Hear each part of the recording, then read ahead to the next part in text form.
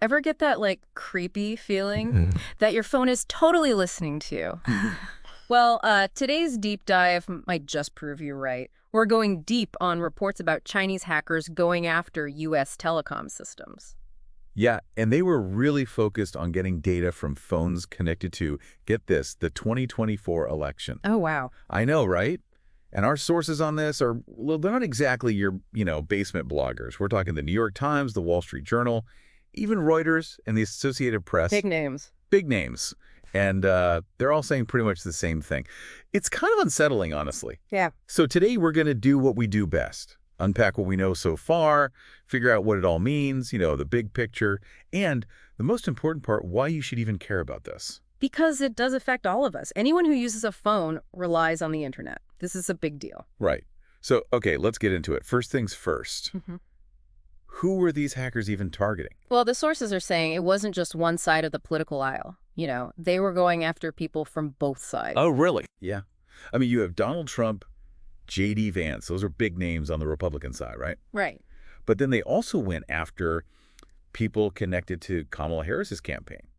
So, Democrats, too. So it wasn't like they were trying to, I don't know, disrupt one side over the other. Doesn't seem that way. Like a typical hack, to try and, I don't know, mess with the election. Yeah, exactly. Huh. It's almost reassuring in a weird way. Right. It's a different kind of threat, I think. So if they weren't trying to, like, swing the election or something, what were they after? What's so valuable about, like, our phone data? Well, according to all these sources, they were trying to get what they call communications data. Communications data. Yeah.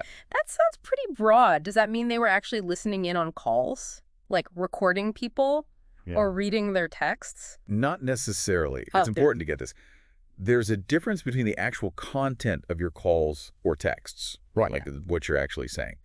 And then there's the metadata. Metadata. Okay, give me the Cybersecurity 101 version here. What exactly is metadata? Basically, think about it like this. Mm-hmm. They weren't really interested in what people were saying. More like who was talking to who, when they talked, how long they talked, even where they were when they talked. Little details, right? Right. But you put them all together, Yeah. and they can paint a pretty clear picture. So even if they can't actually hear what I'm saying, they can learn a lot just from knowing who I call, when I call, and stuff like that? Exactly. Like imagine if someone knew exactly who Trump was talking to before, making a big policy decision. Oh, wow. That's powerful stuff, even without knowing what they talked about, right? Right. You see who someone's connected to, their patterns. You can find weaknesses, things to exploit. That's pretty scary. But hold on, how did they even get this information in the first place? That's where it gets really concerning. It looks like they hacked into Verizon's systems. Verizon? Yeah, one of the biggest U.S. telecom companies. Whoa, hold on. They weren't hacking, like, individual phones. They went after the whole system. That's what it looks like. Oh, wow. That changes everything. It does. We don't know all the details yet, but this wasn't some quick hack, Right. This had to be planned, sophisticated. A lot of resources, you're saying? Oh, yeah, big time. So this wasn't like a one-time thing, right? Well, actually, the Wall Street Journal had a report a while back about Chinese hackers targeting U.S. broadband providers. Really? And there's this chilling possibility they might have gotten wiretap data. Wiretap data. What's that? Even more sensitive than metadata. Oh, yeah. We're talking about the actual content of the conversations, phone calls, texts, even maybe your internet traffic. That's a whole other level. It is. So we're not just talking about a random hack here. This feels like a pattern. Yeah. Yeah, it's looking more and more like a deliberate campaign by, well, China. right. And this Verizon thing, that's just what we know about. It's probably just the tip of the iceberg, honestly. I mean, we've seen them target governments, companies. Now they're going after telecoms. It seems so. Which makes you wonder, right? What does this mean for everyone? Our everyday lives, the economy, national security. I mean, if they can get into Verizon. It's a big deal. It's not just about politics or tech anymore. It's about how vulnerable we all are, how connected everything is. Yeah. And what happens when someone takes advantage of that? This is getting deep. It is. Let's take a minute to really think about these implications, okay?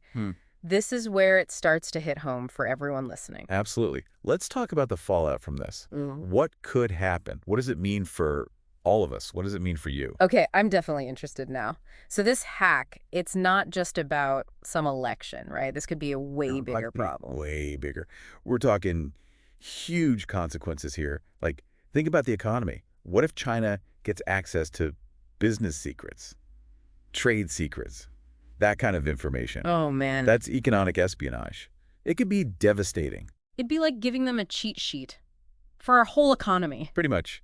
And it wouldn't just be a few companies. It could be whole sectors, finance, manufacturing, tech. All the ones that rely on, like, data security. Exactly. Okay. And that ripple effect, I mean, it could even hit the global economy. Wow. Okay, that's scary. And what about, like, our everyday stuff? We depend on telecoms for everything now. Everything. Our whole society runs on those systems. Mm. Communication, finance, transportation, even healthcare. Imagine if those networks went down. That'd be chaos. More than an inconvenience, yeah. A complete societal disruption. It's like, one of those dystopian movies, no phones, no money, no way to get around. Suddenly that feeling of, my phone's listening doesn't seem so paranoid. It puts things in perspective, that's for sure. And then there's national security. What if they get access to, I don't know, government communications or military stuff? That's straight out of a spy movie. Except it's real. Hmm. And it shows how vulnerable we are. We're so connected, and that makes us a target. This whole Verizon thing, it's a wake-up call. Not just for the government or big companies, but for everyone. Okay, so that's the bad news. What about solutions? What can we actually do about this? Is anyone even trying to fix this? Well, there are investigations. The FBI and CISA are both looking into it, trying to figure out how bad it is, who did it, all of that. But that takes time, right? Of course, these things are complicated. And they're usually pretty secretive. We don't know a lot right now. Well, while they're doing that, we're just kind of, I don't know, stuck, wondering what's next. Pretty much. And of course, there's the politics of it all. The Trump campaign's blaming the Biden administration. Right. And the Chinese embassy, they're denying everything. Classic. But is anyone actually talking about fixing this? Like, what's the plan? Everyone's saying we need better cybersecurity, but no one's really saying what that means. Yeah. Who's responsible, what needs to change, how do you have security but also have privacy? Those are the big questions, aren't they? Tough ones. They are. But this whole thing with Verizon, it shows how urgent this is. Yeah. We need a plan, and it has to involve everyone, the government, companies, and us, regular people. Okay, let's break that down. What would that look like? A plan that involves everyone. So a plan that involves everyone, where do we even start? I mean, this is a big problem. It is big, yeah. But we can do something about it. I mean, this starts with the government, right? Yeah. They have to make cybersecurity a priority, like top-level priority. Invest in research, make the rules tougher, work with other countries. This isn't just a U.S. problem. Yeah, global cooperation, stronger defenses. That makes sense. But what about the companies themselves, the ones who run these networks? What's their part in this? They're a big part of it, for sure. They have to protect their systems and, well, our data. Think multi-factor authentication, encryption, all those security things. And it's more than just following the rules. They got to be proactive, stay ahead of the bad guys. That sounds like a lot, especially with tech always changing so fast. It is. But what about us? Like, regular people? What can we do? It feels kind of hopeless sometimes, like we're just stuck with whatever happens. It's true, you can't stop these attacks on your own. But you're not powerless either. I mean, the first thing is to be aware, right? Know what the risks are. Don't trust every email or link you see. Use good passwords, the basics. The basics. Yeah. And turn on two-factor authentication everywhere you can. It makes a difference. Okay, so be smart, be safe. But is there anything else we can do? We have to hold these companies accountable too. The ones with all our data. If there's a breach, make them take responsibility. And push for better privacy protections. Support the companies that are doing it right. And let the others know why you're not using them anymore. Use your money to make a point, right? Exactly. Okay, so individual action and then kind of like collective pressure. Right. It's good to know we're not totally helpless. Yeah, you have more power than you think. This whole conversation, though, it really shows you how much we rely on these systems now, and how messed up things could get. It's a lot to think about.